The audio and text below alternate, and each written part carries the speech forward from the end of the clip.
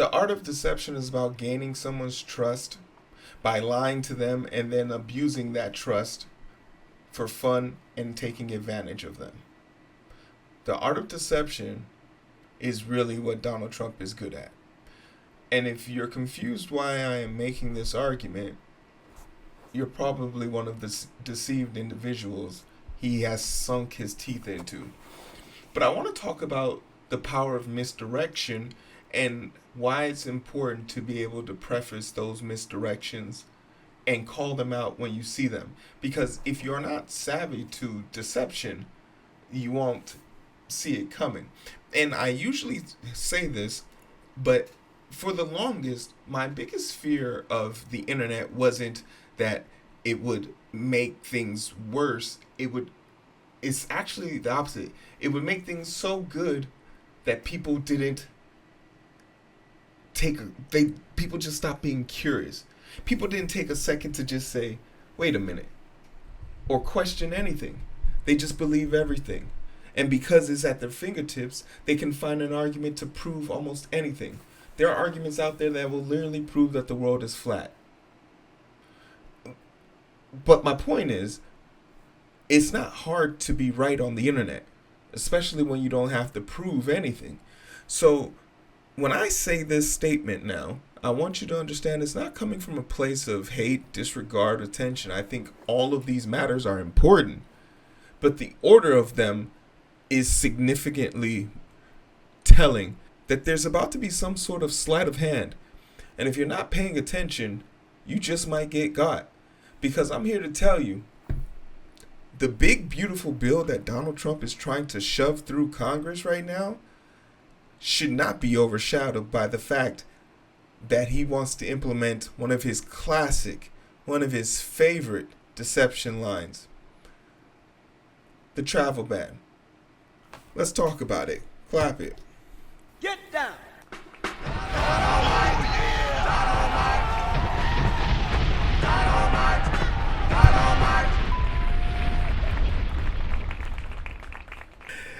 No, thank you guys so much for joining me. This is the Identity Booth, where we try to identify with you as you try to identify with us, or me in this case.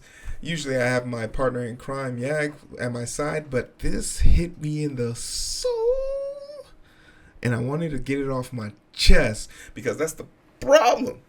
And maybe it's not the problem as much as it is the solution, because a lot of you guys went out there and bought podcasting equipment, and I have to say, the world has been forever changed by the landscape of dude bros being able to talk on microphones. And I know I'm adding to the filth, but I'm trying to rise above. Like morning wood. Just firmly standing at attention, giving you straight up facts. No leaning over here. We talked about the art of deception in the beginning of this, before it divulged into madness. And the reason is because people are getting the veil pulled over their eyes. Let's talk about some of those veils and what they're doing. The recent terror attack in Boulder, Colorado, has underscored the extreme dangers posed to our country by the entry of foreign nationals who are not properly vetted, as well as those who come here. Not properly vetted. This is a maddening statement, because there are literally bills that go above and beyond to tread on our First, Fourth, Fifth, and Eighth Amendment, literally because of the war on terror, right? So there's a part of me that very much so wants to say, like, he can't be serious, right? But obviously he is. But we over scrutinize. TSA isn't good at their job. But when they want to find out something about you, they will. As temporary visitors and overstay their visas, we don't want them. In the 21st century, we've seen one terror attack after another carried out by foreign visa overstayers from dangerous places all over the world. And thanks to Biden's open door. Biden. You've been in charge for 6 months, big dog. Also, what's up with your eye? Did Elon punch you on the way out? Why's your eye all swelled up like that? Oh, it's probably because he's reading the teleprompter, so he's squinting. Yeah, he's reading a teleprompter. Hey, I don't like the guy, but I'm going to play straight. He's a douchebag, but I'll be straight with him. Policies. Today, there are millions and millions of these illegals who should not be in our country. You said like in the first 3 months in the first month you were gonna get rid of all the illegals, but you're still saying there's millions and millions and millions. This is not me calling him out on his bullshit, even though more people should do it. It's me pointing out the buildup of the deception. He said he's the only person that could fix our borders, but now 6 months into his presidency, it's still not fixed. It's so bad. He has to blame his predecessor, and it can't be his fault. So 1, he's acknowledged that there's still a problem. 2, if you're not keeping track, you can't. He literally spitballed these lies so quickly. How can you keep track of them? And then 3, deflect, deny, dissociate. In my first term, my powerful travel restrictions were one of our most successful policies. And they were not. In fact, he was bullied into undoing them. And it's very important that we remember, hey, where are the Olympics being held this time around in 2028? In the United States. And if this travel ban progresses, there's literally 19 countries. If they can participate, they won't be allowed into the country. That's gotta be racist, right? That's gotta be racist. We gotta get him up out of here. All right, man, let's get him up out of here. That's gotta be racist, right? they were a key part of preventing major foreign terror attacks on American soil. We will not let what happened in Europe happen to America. That's why on my first day back in office, I directed the Secretary of State to perform a security review of high-risk regions and make recommendations for where restrictions should be imposed.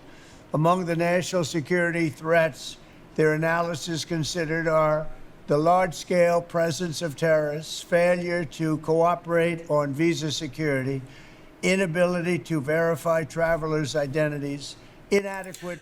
Okay, let's just talk about that jumble of a statement real quick. Inability to identify. Do you think terrorists are walking around with IDs on them? Is that what you think terrorists are doing? You remember the argument that wags the tail of gun laws and gun restriction? Because one of the leading arguments in the gun thing, we got to do this regulation for guns. Well, you think gun people, like bad guys, are going to respect gun laws? Do you think terrorists are going to follow our rules and regulations? You think a terrorist is going to walk up to our border and they're going to be like, ID, sir? And he's going to be like, shit. Well, you got me. Hey, buddy, you got me. I was this close. No, seriously, no. Here's the vest. You can have it. You think you think terrorists out here are going to be respected? You think we can't stop anything from crossing our border. Anything that needs to get into America can get here. Furthermore, we're just bad at protecting our border. And it's not because a lack of trying. It's because we focus on the wrong thing. The people who are here illegally, over an abundance, are people who overstay their visa. It's people who come here correctly but don't leave correctly. Record keep. And you want to know something that's crazy about that? We have records on all of these people. You just literally it's just a F lookup, a V lookup on an Excel spreadsheet. Give me the list of everybody. I'll do a V lookup for everyone that's extended the date of today's date past their exit date. And that's the list of people you can remove, or at least interview. Of criminal histories and persistently high rates of illegal visa overstays and other things. Very simply, we cannot have open migration from any country where we cannot safely and reliably vet and screen those who seek to enter the United States. That is why today I am signing a new executive order placing travel restrictions on countries including Yemen, Somalia, Haiti, Libya, and numerous others. The strength of the restrictions we're applying depends on the severity of the threat posed. The list is subject to revision based on whether material improvements are made, and likewise new countries can be added as threats emerge around the world. But we will not allow people to enter our country who wish to do us harm, and nothing will stop us from keeping America safe. Thank you very much. All right, let's clap it up for the dickhead. All right, clap it up. All right, that's enough. On Wednesday, resurrected a hallmark policy of his first term, announcing that the citizens of 12 countries would be banned visiting the United States, and those from 7 others would face restrictions.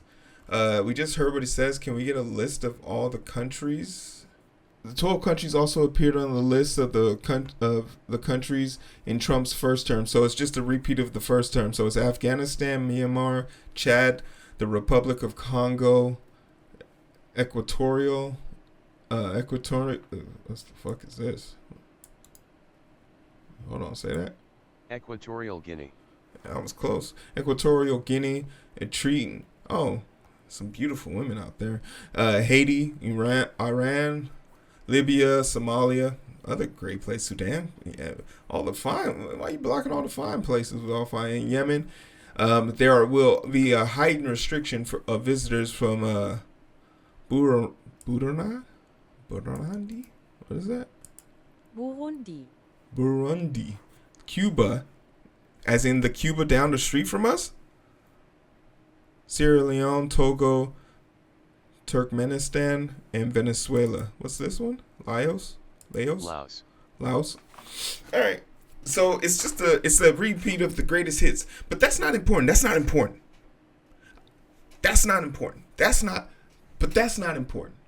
What's important is the art of deception. Why is he doing this? What has any one of these countries done to America recently that would warrant this response? For lack of better terms, nothing. So what is really happening? Right? What's really happening? One of the senators who opposed this spending bill was called out by President Trump in a post on Truth Social.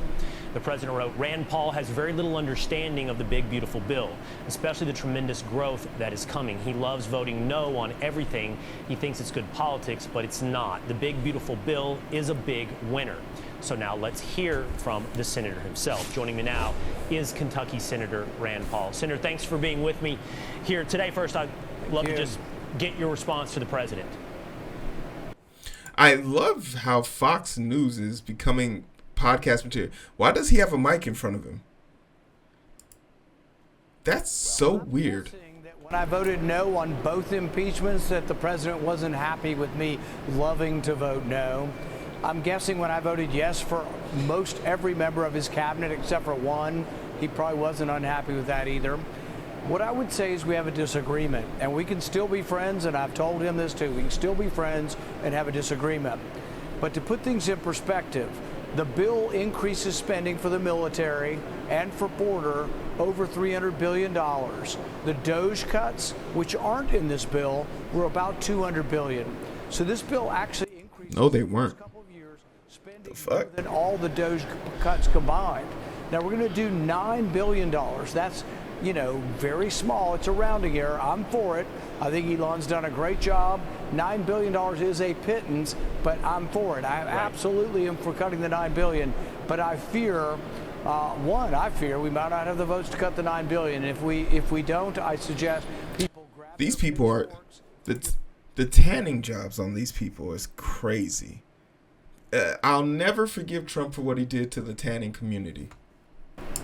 And march on Washington. If Republicans cannot cut $9 billion, we've got a problem with Republicans.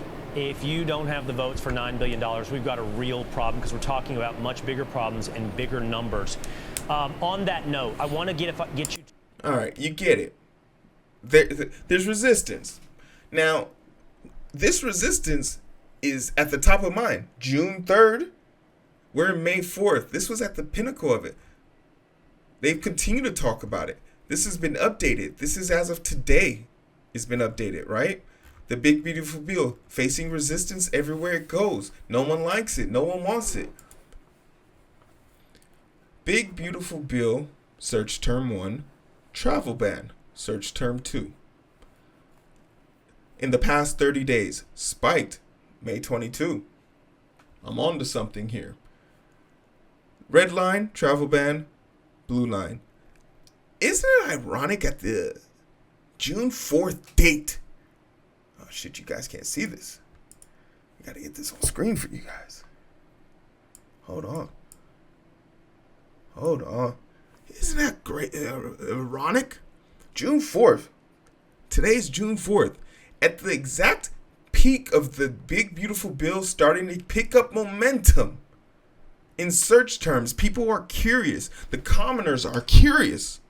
Especially in Montana, West Virginia, Alaska, Wyoming, Kentucky. Maybe because these people are going to suffer a lot. All red states, I believe. Yeah. All red states, they're going to suffer significantly. So you better be looking this shit up. But the projection for June 5th, the travel ban is 121.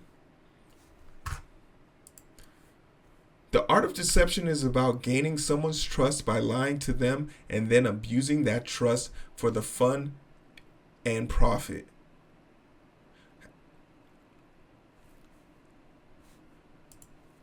The travel ban.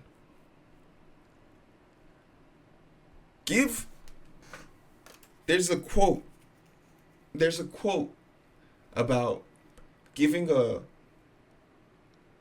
poor white man somebody to hate, someone to point at, someone below them to point at, and you can pick their pocket without them noticing. Hell, they'll empty their pockets for you.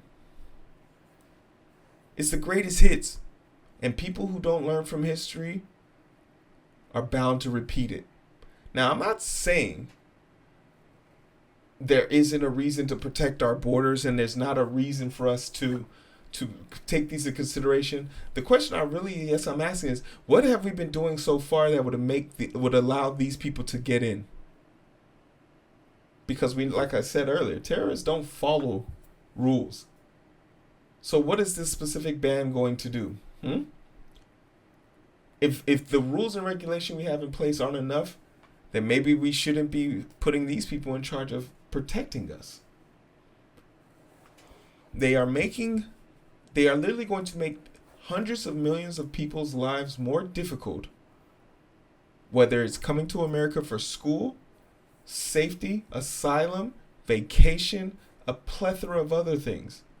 They're literally going to make those individuals' lives more difficult just so people can stop talking about their big, beautiful bill. It's kind of ironic that you gave the title, The Big Beautiful Bill, to something that you don't want to get a lot of attention. And it seems to be working.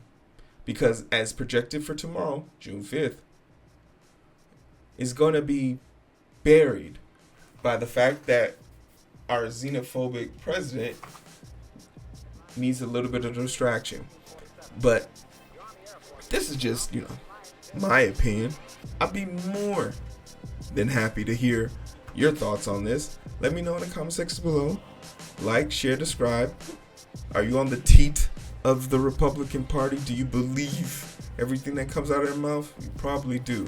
But for everyone in the meantime, love your faces. See you next time.